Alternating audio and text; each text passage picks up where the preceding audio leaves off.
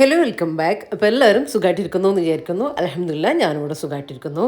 അപ്പോൾ ഇന്നത്തെ നമ്മളെ വീഡിയോ രാവിലെ തൊട്ടുള്ള കാര്യങ്ങളും കുറച്ച് വിശേഷങ്ങളും അതുപോലെ തന്നെ റെസിപ്പീസും കാര്യങ്ങളുമൊക്കെ ഉൾപ്പെടുത്തിയിട്ടുള്ള നല്ലൊരു വീഡിയോ ആണ് കേട്ടോ.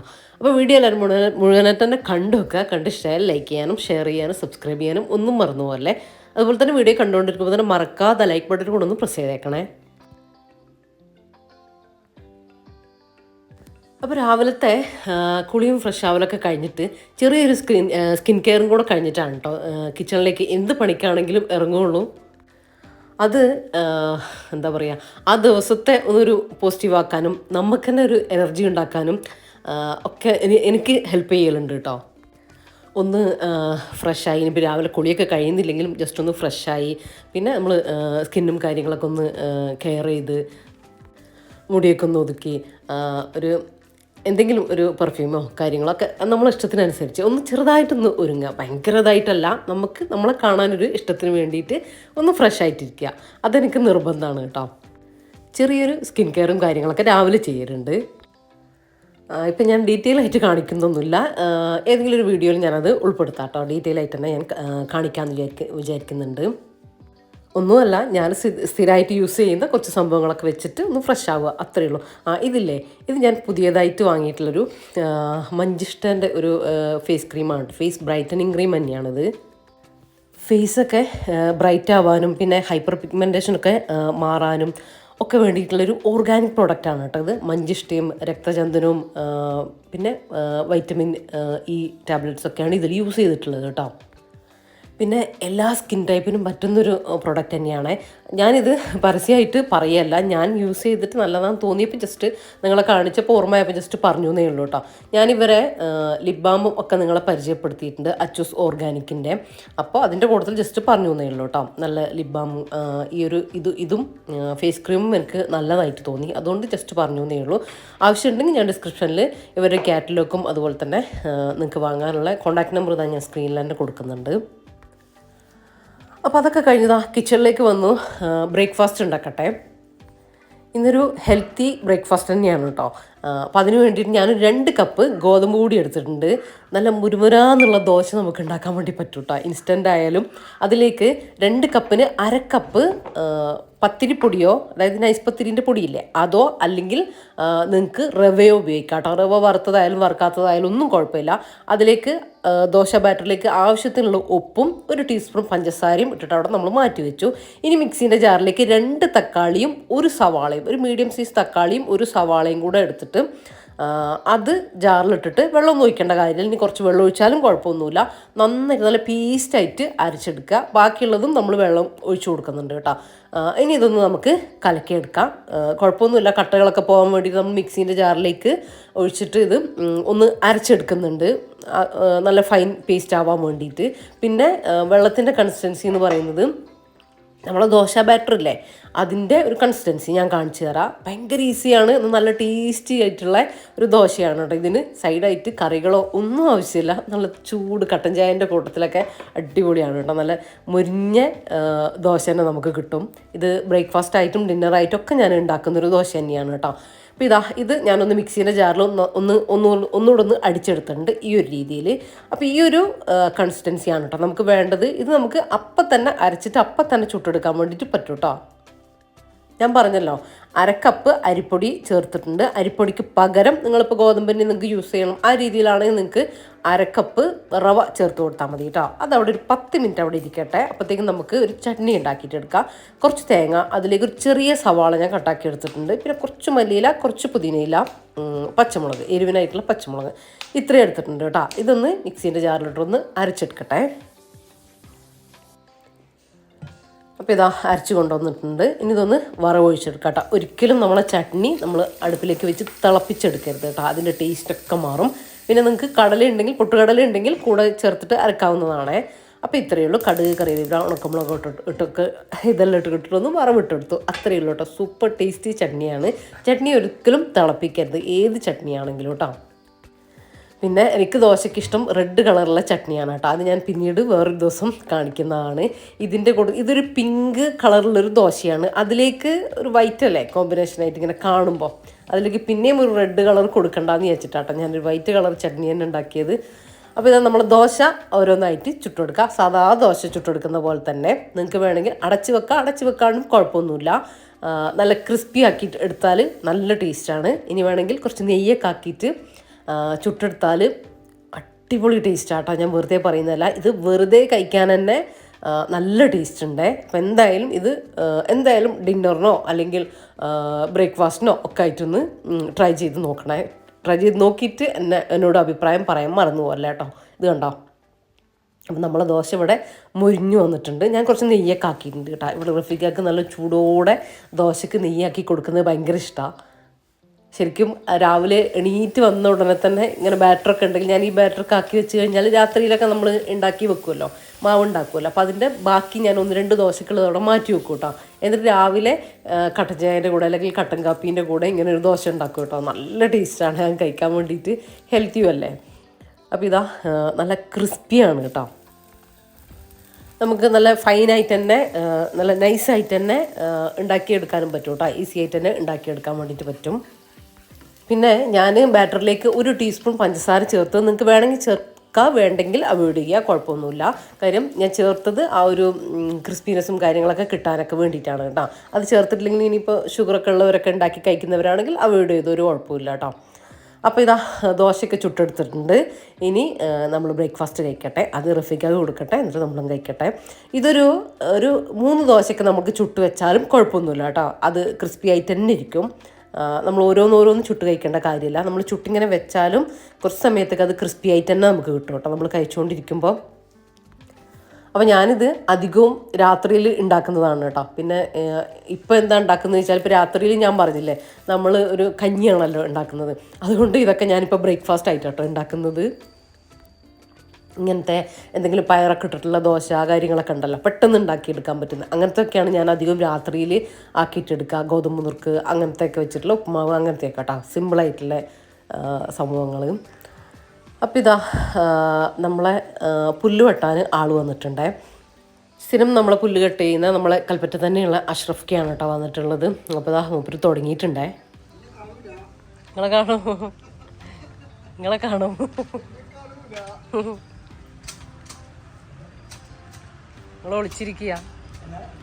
നിങ്ങൾ ഒളിച്ചിരിക്കുകയാണോ വയ്ക്കുക?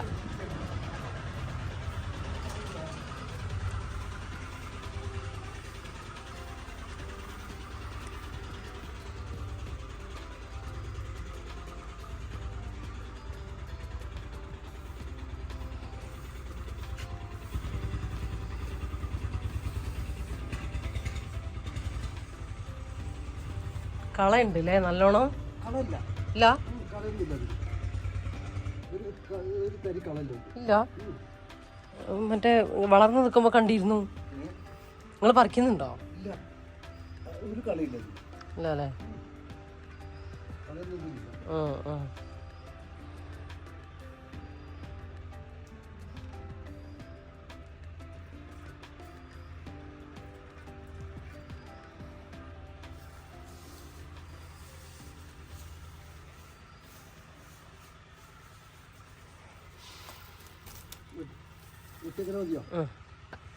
ഇതല്ലേ റൗണ്ട് ആക്കിയത്? ഇപ്പൊ മറ്റേതാക്കിയിട്ടില്ലല്ലോ? ആക്കിയോ?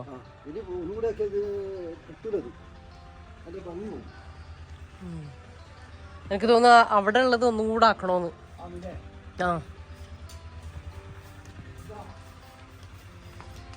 ആ സൈഡ് ഇവിടെയോ?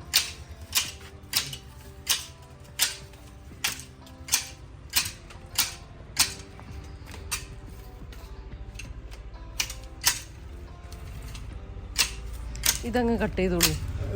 ഇതും എൻ്റെ കൈ ഇതും കട്ട് ചെയ്തോളൂ.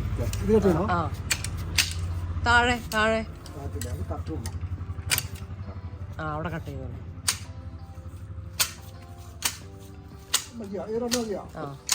കാരണം പെട്ടെന്ന് വരും, പെട്ടെന്ന് വളരും. ഇതെല്ലാം പോയിക്കോട്ടെ, ഇതൊക്കെ ഇങ്ങനെ ചേർന്ന് പോയിക്കോട്ടെ. അതങ്ങനെ അപ്പുറത്തപ്പുറം ഉണ്ടാക്കിയാൽ മതി. ഇത് 1 മാസം ആകുമ്പോഴത്തേക്ക് നന്നായിട്ട് വളരും.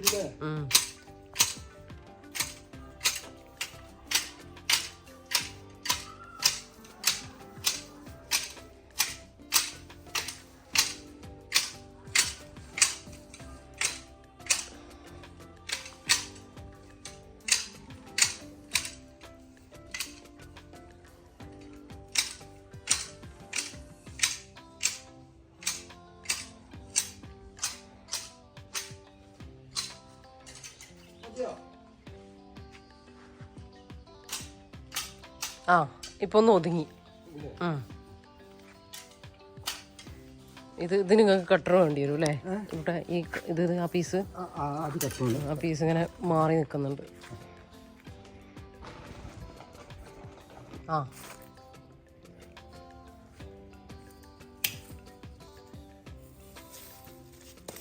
അതെ.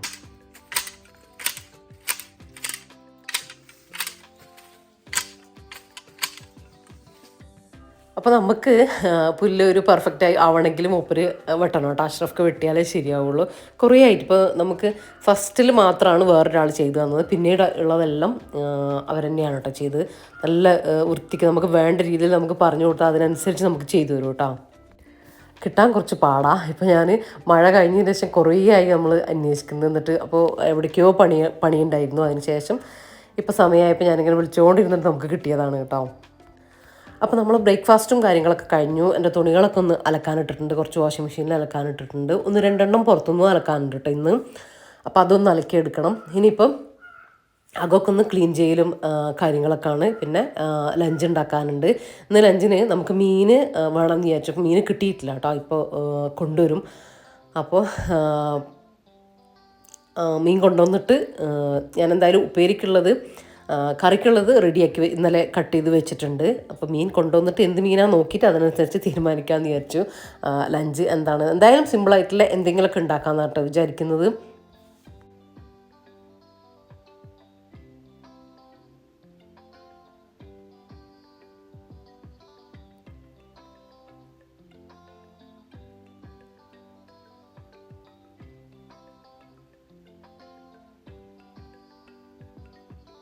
അപ്പോൾ ഈ ടേബിളിൻ്റെ മുകളിൽ നമ്മൾ എന്തെങ്കിലും ഒക്കെ വെക്കുമ്പോൾ നല്ല ഭംഗിയാണ് കാണാൻ. പക്ഷേ അതുപോലെ തന്നെ മോശമാവുകയും ചെയ്യും. ഒരു 3-4 ദിവസം ഇരിക്കുമ്പോഴത്തേക്കും പൊടിയും ഇങ്ങനെ എന്തെങ്കിലുമൊക്കെ വന്നിട്ട് മോശമാവും കേട്ടോ. അപ്പോൾ അത് ക്ലീൻ ചെയ്യൽ കുറച്ച് അതൊക്കെ മാറ്റി ക്ലീൻ ചെയ്യും. പെട്ടെന്നൊന്നും വൈപ്പ് ചെയ്ത് നമുക്ക് പോകാൻ പറ്റില്ല. പിന്നെ എന്തെങ്കിലുമൊക്കെ ഇങ്ങനെ നമ്മൾ ഖുറാൻ്റെ ലെറ്റർ അല്ലെങ്കിൽ എന്തെങ്കിലും നമ്മളെ മോട്ടിവേറ്റ് ആക്കുന്ന ഏതെങ്കിലും ഭാഷയിലുള്ള ലെറ്റർ കേട്ടോ വെച്ച് കൊടുത്താലും നല്ല രസം. അത് കാണുന്ന സമയത്ത് നമുക്കൊരു മോട്ടിവേഷനാണ് കേട്ടോ. നമുക്ക് ഇഷ്ടമുള്ള എന്തെങ്കിലും വേർഡ് നമുക്ക് എഴുതിയിട്ട് നമുക്ക് നമ്മുടെ ബെഡ്റൂമിലോ കിച്ചണിലോ നമുക്ക് ഇഷ്ടമുള്ള എവിടെയെങ്കിലും ഡൈനിങ് ടേബിളിൽ ലിവിങ്ങിലോ ഒക്കെ നമ്മൾ കൂടുതലായിട്ട് സ്പെൻഡ് ചെയ്യുന്ന സ്ഥലത്ത് നമ്മളെപ്പോഴും കാണുന്ന സ്ഥലത്ത് വെക്കുന്നത് നല്ലതാണ് കേട്ടോ എന്ന് എനിക്ക് തോന്നിയിട്ടുണ്ട്. നമ്മളെ മോട്ടിവേറ്റ് ചെയ്യാൻ ഉദ്ദേശിക്കുന്ന എന്തെങ്കിലും വാക്കുകൾ അങ്ങനത്തെ എന്തെങ്കിലും ചെയ്തെടുത്താൽ മതി. ഇപ്പം അങ്ങനെ ചെയ്യുന്നവരൊക്കെ ഒരുപാടുണ്ടല്ലോ. അപ്പോൾ അങ്ങനെ നല്ല രസം ഉണ്ടാവും. കാണാനും ഭംഗിയുണ്ടാവും. നമുക്കും ഒരു മോട്ടിവേഷൻ കിട്ടും അത് ചെയ്യുന്ന സമയത്ത്. എന്തെങ്കിലും ഇപ്പോൾ ഒരു എക്സാമ്പിൾ പറയുകയാണെങ്കിൽ ഇപ്പോൾ എന്തിനാണ് വിഷമിക്കുന്നത്, ഞാൻ കൂടെയില്ലേ നമ്മൾ ഇപ്പോൾ അള്ളാഹു പറയുന്ന രീതിയിൽ ഞാൻ വേർഡ് എഴുതി വെച്ചിട്ടുണ്ട്. അപ്പോൾ അത് എന്നെ മോട്ടിവേറ്റ് ചെയ്യാറുണ്ട് കേട്ടോ. എപ്പോഴും നമുക്കൊരു അത് കാണുന്ന സമയത്ത് നമുക്കൊരു ധൈര്യം ഒരു ഹാപ്പിനെസ് ഒക്കെ എനിക്ക് കയറി വരും. അതുപോലത്തെ എന്തെങ്കിലും വേർഡുകൾ കേട്ടോ. അതുപോലെ ചിലരൊക്കെ പറയലുണ്ട് ലൈഫിൽ പ്രശ്നങ്ങൾ വരുമ്പോൾ ഓരോരോ ഇപ്പോൾ വീട്ടിലത്തെ പ്രശ്നങ്ങളാവാം, ഹസ്ബൻഡ് ആൻഡ് വൈഫിൻ്റെ പ്രശ്നങ്ങളാവാം, പല രീതിയിലൂടെയും നമ്മൾ കടന്നു പോകേണ്ടതായിട്ടുള്ള സാഹചര്യങ്ങൾ വരും മനുഷ്യർക്ക്. അത് സത്യം തന്നെയാണ്. കാര്യം എപ്പോഴും നമുക്ക് സുഖം സന്തോഷം മാത്രമല്ലല്ലോ, നമുക്ക് വിഷമങ്ങൾ വരും, ഓരോ അപ്പ് ആൻഡ് ഡൗൺസും കാര്യങ്ങളും എല്ലാം വരും. അതിലൂടെയൊക്കെ നമുക്ക് സുഖത്തിലൂടെ മാത്രം നമ്മൾ ജീവിക്കാൻ പഠിച്ചാൽ പോരാ. എല്ലാത്തിലൂടെയും നമ്മളൊരു ഹാപ്പി ആയിട്ട് തന്നെ നമുക്ക് ജീവിച്ചു പോകാൻ നമുക്ക് പറ്റണം. എന്ത് ചെറുതായിക്കോട്ടെ വലിയ കാര്യമായിക്കോട്ടെ ലോകത്തുള്ള എല്ലാവർക്കും പ്രശ്നങ്ങളുണ്ട്. പക്ഷേ അത് ഡീൽ ചെയ്യുന്ന കാര്യത്തിലാണ് ഞാൻ എപ്പോഴും പറയുന്ന പോലെ തന്നെ നമ്മളത് കുറേയൊക്കെ നമ്മൾ ഉള്ളിലേക്ക് എടുക്കാണ്ടിരിക്കുക, നമ്മളായിട്ട് നമ്മൾ മുന്നോട്ടേക്ക് പോവുക. എത്ര വിഷമങ്ങളുണ്ടെങ്കിലും അതിൽ നമുക്ക് സന്തോഷിക്കാൻ വേണ്ടിയിട്ട് പറ്റുന്ന എന്തെങ്കിലും ഒരു കാര്യം നമ്മൾ കണ്ടെത്തിയിട്ട് അതും കടന്നിട്ട് നമ്മൾ അപ്പുറത്തേക്ക് നമുക്കൊരു ഹാപ്പി ആയിട്ടുള്ള സംഭവങ്ങൾ വരാനുണ്ട്. ആ ഒരു സമയം നമുക്ക് വരാനുണ്ട്. ആ ഒരു രീതിയിലേക്ക് നമ്മൾ മാറാൻ വേണ്ടിയിട്ട് നമുക്ക് പറ്റണം കേട്ടോ. എന്നാൽ നമുക്ക് ഹാപ്പി ആയിട്ട് നമുക്ക് നമുക്ക് മുന്നോട്ട് കൊണ്ടുപോകാൻ വേണ്ടിയിട്ട് പറ്റും. എല്ലാവരുടെ ലൈഫിലും വിഷമങ്ങളും കാര്യങ്ങളൊക്കെ ഉണ്ട്. പക്ഷേ അവരത് നേരിടുന്ന, അവർ ഡീൽ ചെയ്യുന്ന, അവരിപ്പോൾ എല്ലാവരോടും പറഞ്ഞു നടക്കുന്നില്ല എന്നേ ഉള്ളൂ. ഇപ്പം നിങ്ങൾ എല്ലാവരോടും പറഞ്ഞു നടക്കുന്ന ഒരാളാണെങ്കിൽ ശരിക്കും എൻ്റെ അഭിപ്രായത്തിൽ അത് വെറുതെയാണ് കേട്ടോ. കാര്യം അത് കേൾക്കുന്നവർക്ക് എനിക്ക് തോന്നുന്നു അത് നിങ്ങൾ പറയുന്നത് ഒരു കഥ മാത്രമാണ്, ഒരു രസം. അത് അവർക്കൊരു രസമാണ്. നിങ്ങൾ ഒരു കഥ കേൾക്കുന്ന പോലെയാണ് മിക്കവരും കേൾക്കാൻ. ചിലരേ ഉണ്ടാവുള്ളൂ ആത്മാർത്ഥമായിട്ട് നിങ്ങളെ ഹെൽപ്പ് ചെയ്യുന്ന ആളുകൾ. അത് ആരാന്ന് നിങ്ങൾക്ക് തിരിച്ചറിയാനും പറ്റില്ല. വെറുതെ നിങ്ങൾ രഹസ്യങ്ങളും നിങ്ങളെ കാര്യങ്ങളും നിങ്ങൾ വെറുതെ അവരോട് പറഞ്ഞ് തീർക്കുകയും ചെയ്യും. അതിൽ കാര്യമില്ല എന്നാണ് എനിക്ക് തോന്നുന്നത്. നമുക്ക് തന്നെ അത് ഡീൽ ചെയ്യാൻ നമ്മളെ ഉള്ളിൽ തന്നെ വെച്ചിട്ട് നമുക്ക് തന്നെ അത് മാറ്റാനും അത് അതിലൊരു എന്താ പറയുക, എന്ത് വിഷമാണെങ്കിലും അത് മാറ്റിയൊരു സന്തോഷത്തിലേക്ക് പോകാനും നമുക്ക് പറ്റുമെങ്കിൽ അതാണ് ഏറ്റവും നല്ലത് കേട്ടോ. ആളെ മുന്നിൽ നമ്മൾ വിഡ്ഢിയാകേണ്ട കാര്യമില്ല. ചിലപ്പം ആ കാര്യങ്ങളൊക്കെ കഴിഞ്ഞ് നമ്മൾ ഹാപ്പിനെസ്സിലേക്ക് എത്തും. അപ്പോൾ ഈ പറഞ്ഞത് അവിടെ ബാക്കിയുണ്ടാവും. അതവർ മറ്റാളോട് പറഞ്ഞിട്ടുണ്ടാവും, പലരോടും പറഞ്ഞിട്ടുണ്ടാവും. അതില്ല എന്ന് നമ്മൾ വിശ്വസിക്കും, പക്ഷെ അതിനപ്പുറത്തേക്ക് പല കാര്യങ്ങളും സംഭവിക്കാനുണ്ട് കേട്ടോ. അങ്ങനെ നോക്കുന്ന സമയത്ത് നമുക്ക് തന്നെ അതൊക്കെ ഡീൽ ചെയ്യാൻ പറ്റുകയാണെങ്കിൽ ഏറ്റവും നല്ലത് അത് തന്നെയാണ് കേട്ടോ. അങ്ങനെ നമ്മളെ മൈൻഡിനെ മാറ്റിയെടുക്കാൻ ശ്രമിക്കുക എന്നുള്ളതാണ് ഏറ്റവും നല്ല കാര്യമായിട്ട് എനിക്ക് തോന്നിയിട്ടുള്ളത് കേട്ടോ. എൻ്റെ അഭിപ്രായമാണ് കേട്ടോ ഞാൻ പറഞ്ഞത്. അപ്പോൾ അങ്ങനത്തെ കാര്യങ്ങളിലൂടെയൊക്കെ കടന്നു പോകുന്നൊരു ഒരുപാട് പേരുണ്ടാകും. അപ്പോൾ അങ്ങനെ ഒന്ന് ചിന്തിച്ച് നോക്കട്ടോ, അങ്ങനെ ഒന്ന് ചെയ്തു നോക്ക്, നിങ്ങൾക്കത് മനസ്സിലാവും. ആളുകൾ പലരും പല രീതിയിലായിരിക്കും.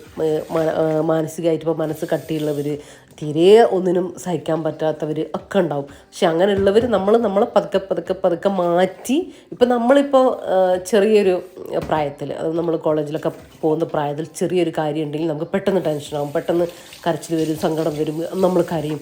അങ്ങനെയല്ലല്ലോ ഇപ്പോൾ ഒരു 10 വർഷം കഴിഞ്ഞിട്ട് നമ്മൾ ചിന്തിക്കുമ്പോൾ നമ്മൾ ആ ഒരു രീതിയിലല്ലല്ലോ, നമ്മൾ ഒരുപാട് മാറിയിട്ടുണ്ടാവും.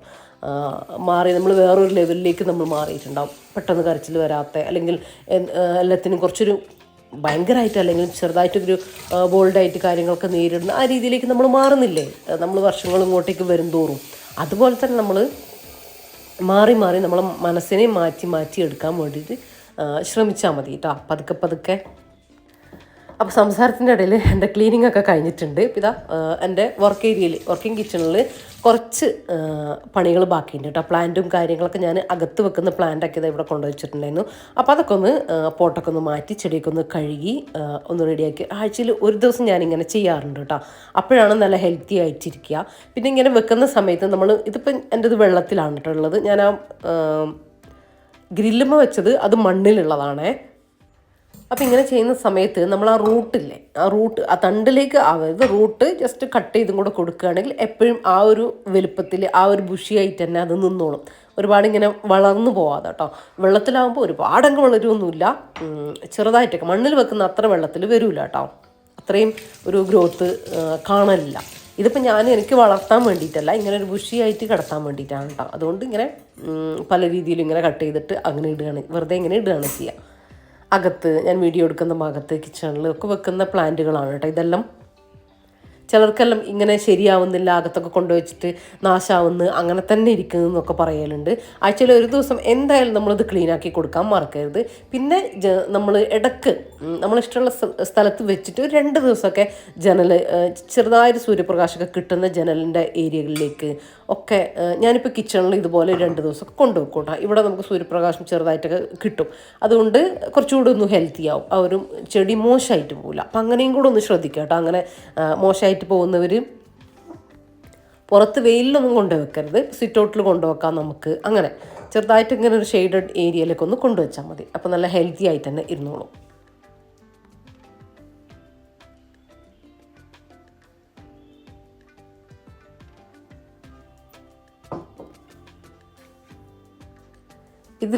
ഇതെൻ്റെ അടുത്ത് ഇപ്പോൾ 7 വർഷമായിട്ട് ഞാൻ കൊണ്ടുപോകുന്നൊരു ചെടിയാണ് കേട്ടോ ഇത്. ഈ ഒരു മണി പ്ലാന്റ് എന്ന് പറയുന്നത് ഞാനത് കിച്ചണിൽ, അപ്പുറത്തെ കിച്ചണിൽ ഓവൻ്റെ മുകളിലായിരുന്നു കേട്ടോ ആദ്യം ഇത് വെച്ചിട്ടുണ്ടായിരുന്നത്. ആ ബ്ലാക്ക് ആൻഡ് വൈറ്റ് പോട്ടിൽ തന്നെ അതിങ്ങനെ ഞാനിതുപോലെ കട്ട് ചെയ്ത് കൊടുക്കും. അടി ഇങ്ങനെ വേരിങ്ങനെ കട്ട് ചെയ്ത് കൊടുത്താൽ അതിങ്ങനെ ഒരുപാട് ഇങ്ങനെ ഹൈറ്റ് വരില്ല. അങ്ങനെ നല്ല ഹെൽത്തി ആയിട്ട് തന്നെ ഇപ്പോഴും നല്ല അടിപൊളിയായിട്ട് തന്നെ ഇരിക്കുന്നുണ്ട് കേട്ടോ അത്. അപ്പോൾ ഇപ്പം നമുക്ക് മീനൊക്കെ കിട്ടിയിട്ടുണ്ട്. അപ്പോൾ അത് കട്ട് ചെയ്തിട്ടാട്ടോ കൊണ്ടുവന്നത്.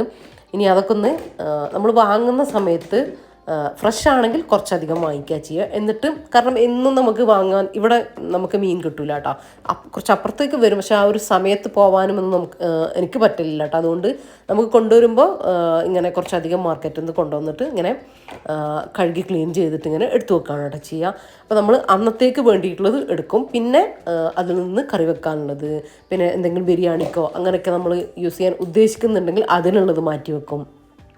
പിന്നെ തേങ്ങ അരച്ച് കറി വെക്കാനുള്ളത് മാറ്റി വെക്കും, ഫ്രൈ ചെയ്യാനുള്ളത് മാറ്റി വെക്കും. അങ്ങനെ ഓരോ ബോക്സിലേക്ക് ആക്കിയിട്ട് ഓരോ ദിവസത്തെ ഇങ്ങനെ പ്ലാൻ ചെയ്തിട്ട് മാറ്റി കണ്ടെയ്നറിലാക്കിയിട്ട് വെക്കുകയാണ് കേട്ടോ ചെയ്യുക. എയർ ടൈറ്റുള്ള കണ്ടെയ്നറിലാക്കിയിട്ട് വെക്കുകയാണ് ചെയ്യുക. അത് വെക്കുന്ന സമയത്ത് ഇങ്ങനെ ഇപ്പോൾ ഇത് ക്ലീൻ ചെയ്ത മീനാണ്. ഇനിയിപ്പോൾ ക്ലീൻ ചെയ്താലും കുഴപ്പമില്ല, ചെയ്തിട്ടില്ലെങ്കിലും കുഴപ്പമില്ല കേട്ടോ.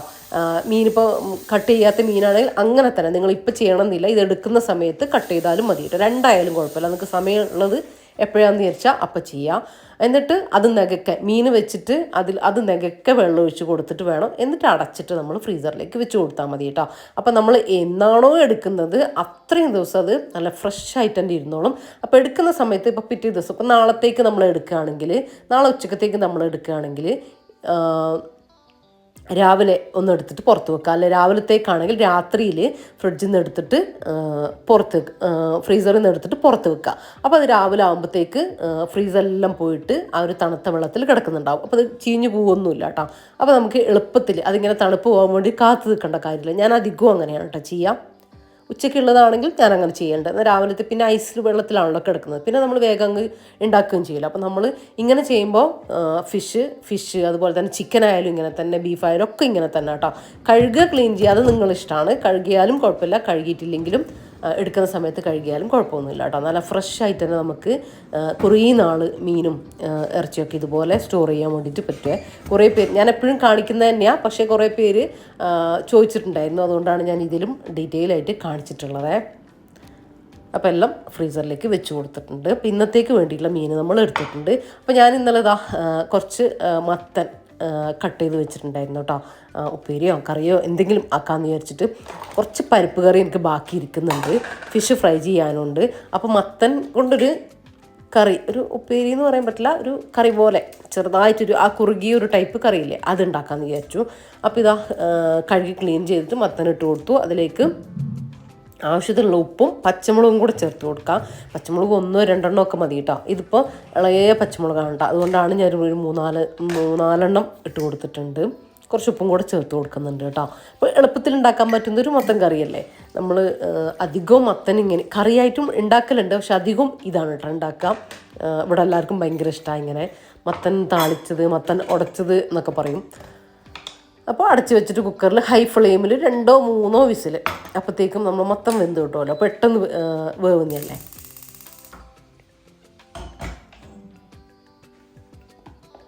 അപ്പം ഇനി നമ്മളെ ഫിഷ് ഒന്ന് റെഡിയാക്കിയിട്ട് എടുക്കണം.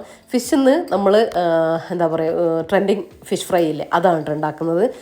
വെളിച്ചെണ്ണ ഒഴിച്ച് കൊടുത്തു, പാന് ചൂടായപ്പോൾ വെളിച്ചെണ്ണ ഒഴിച്ച് കൊടുത്തിട്ടുണ്ട്. ഇനി അതിലേക്ക് നമ്മൾ ഫിഷൊക്കെ ഫ്രൈ ചെയ്യാൻ എടുക്കുന്ന മസാലേൻ്റെ ഇപ്പോൾ ഒരു 2 ടീസ്പൂൺ മുളക് എടുക്കുകയാണെങ്കിൽ 3 ടീസ്പൂൺ മുളക് എടുക്കുക, കുറച്ച് കയറ്റിയിട്ട് ഇട്ട് കൊടുക്കുക. അപ്പോൾ മുളക് പൊടിയും മഞ്ഞൾപ്പൊടി ഇട്ട് കൊടുത്തു, കുറച്ച് കറിവേപ്പില ഇട്ട് കൊടുത്തു, ഒരു സവാളേൻ്റെ പകുതി ചെറുതായിട്ട് കട്ട് ചെയ്തത് ഇട്ട് കൊടുത്തിട്ടുണ്ട്. ഇനി അതല്ലെങ്കിൽ നിങ്ങൾ ചെറിയ ഉള്ളിയില്ലേ, അതൊരു കൈപ്പിടി എടുത്തിട്ട് ചതച്ചിട്ട് ഇട്ട് കൊടുത്താലും മതി കേട്ടോ.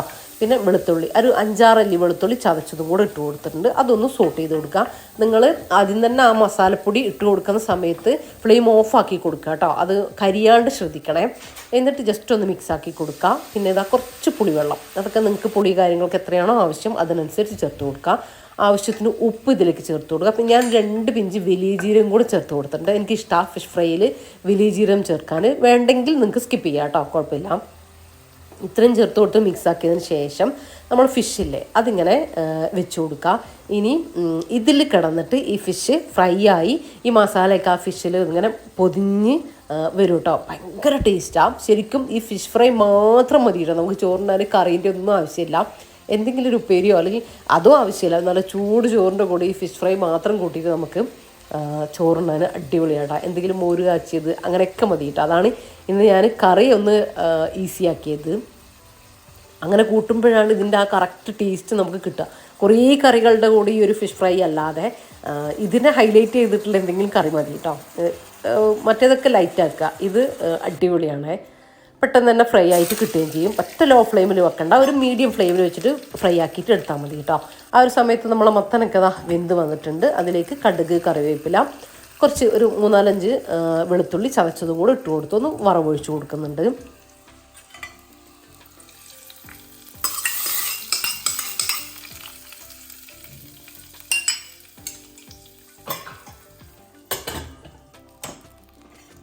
അപ്പോൾ അത് റെഡി ആയിട്ടുണ്ട്.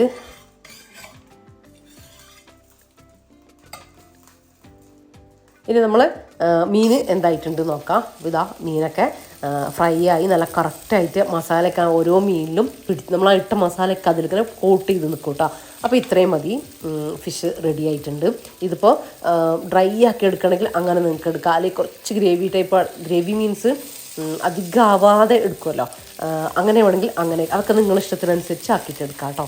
സൂപ്പറാണ് കേട്ടോ ഇങ്ങനെ ചെയ്തെടുത്താൽ. ചെയ്യാത്തവരുണ്ടെങ്കിൽ ചെയ്ത് നോക്കിക്കോ. ഇനി ഒന്നുമില്ല, ഇതിനിടയ്ക്ക് ഞാൻ ഒന്ന് പോയിട്ട് എൻ്റെ അലക്കിയതെല്ലാം ഒന്ന് മെഷീനിലുള്ളതൊക്കെ ഒന്ന് ആറിയിട്ടിട്ട് വന്നു കേട്ടോ. അപ്പോൾ അതൊക്കെ കഴിഞ്ഞു. അപ്പോൾ ഇന്നത്തെ ഒരു ക്ലീനിങ് പരിപാടിയും കാര്യങ്ങളൊക്കെ കഴിഞ്ഞിട്ടുണ്ട്. ഇനി കിച്ചണൊന്ന് നീറ്റാക്കിയിടട്ടെ. ഇനിയിപ്പോൾ ഒന്നുമില്ല, നമ്മളെ പണികളൊക്കെ ഇന്ന് നേരത്തെ കഴിഞ്ഞിട്ടുണ്ട്. അപ്പോൾ ഇതാ നമ്മളെ പുല്ലുവെട്ടും കാര്യങ്ങളും ഇങ്ങനെയൊക്കെ ആയിട്ടുണ്ട്, ഇതുവരെയൊക്കെ ആയിട്ടുണ്ട്.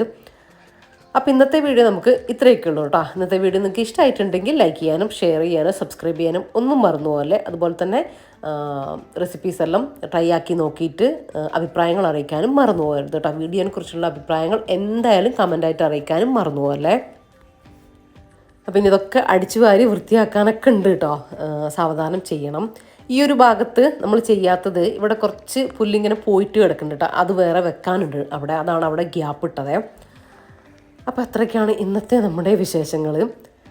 അപ്പോൾ ഇൻഷാ അല്ലാഹ് മറ്റൊരു അടിപൊളി വീഡിയോ ആയിട്ട് നമുക്ക് വീണ്ടും കാണാം. അപ്പോൾ എല്ലാവരോടും താങ്ക്സ് ഫോർ വാച്ചിങ്.